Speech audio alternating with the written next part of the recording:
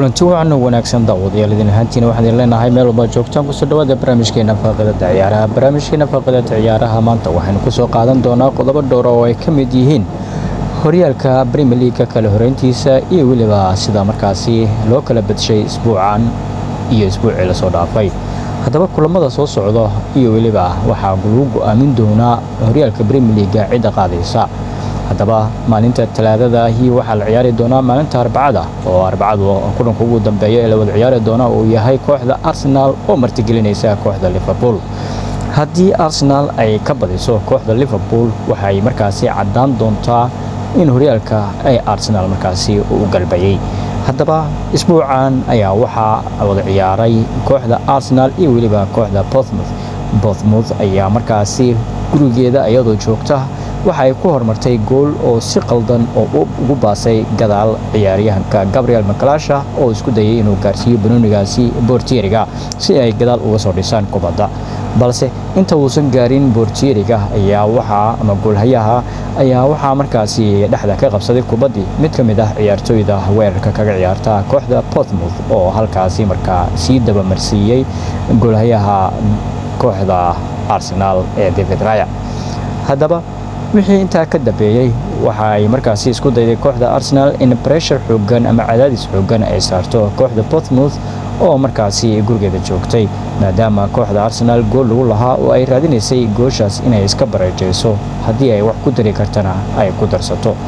sida ay si socotay ciyaartu waxa markaasi banooni isku dhacay helay Gabriel Magalhaes oo markaasi dhiibtay goosh lagu lahaa kooxda Arsenal halka ayuu markaasi goosha ka dhaliyay waxa uu sheegay in uu gooshi ama qaladkii uu sameeyay oo markaasi dib u saxay taana waxa ay keentay kooxda Arsenal in ay hal ay ku kala idlaadaan lugta hore ee ciyaarta kadibna lugta labaad oo 45 daqiiqo ee ugu dambeysay ciyaarta markii dib loo soo laabtay waxa wareega ama la wareegay hogaanka kulankaasi la ciyaarayay kooxda Arsenal oo Declan Rice ayaa markaasi dhaliyay isla markii uu dhaliyay waxay ka bacdi haddana suurta gashay in gool saddexaad oo markaasi helo isla Declan Rice haddana waxa ciyaartu ay ku noqotay 3-1 sida ay sii tahaba waxa markaasi ciyaarta qaybihii dambe ee sideedamaadka gool laga keenay kooxda Arsenal waxayna Arsenal wixii waqtiga ka dambeeyay ay sameysay difaac xirasho si ay markaasi u xaqiijisato saddexda dhibcood ay muhiim ku ah ee awayga ay ku soo qaadanayso si ay horyaalka markaasi ugu sii dheeraysato taa iyadoo ogeedba waxay markaasi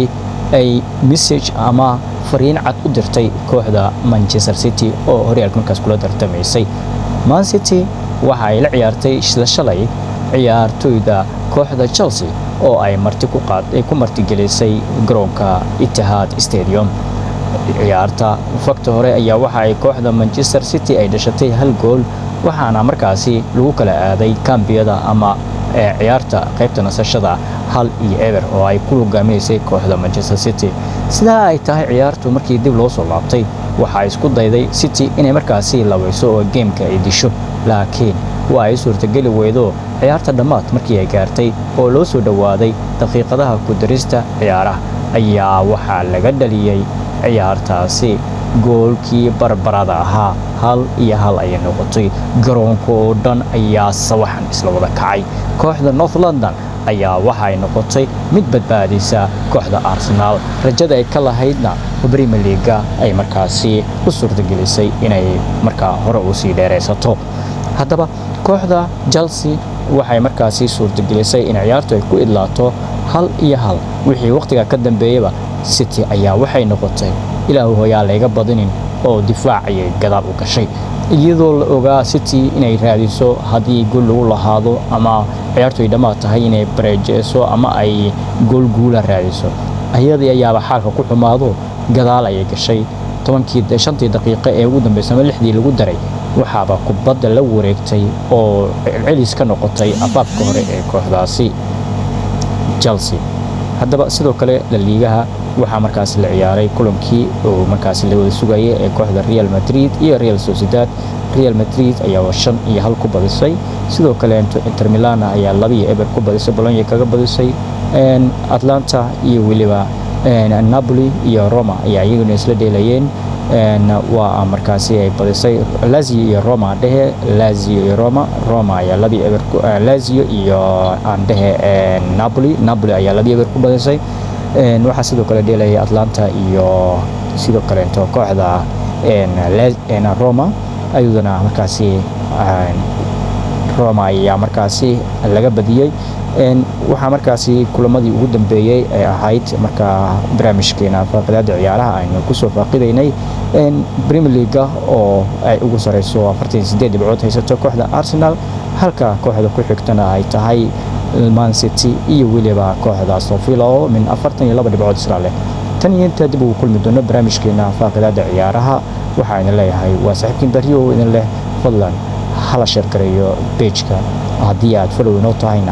noo follow gareeyo noo share gareeyo barnaamijka like iyo comment-kana qaybta hoose ku reeb fikirkaaga si aan u helno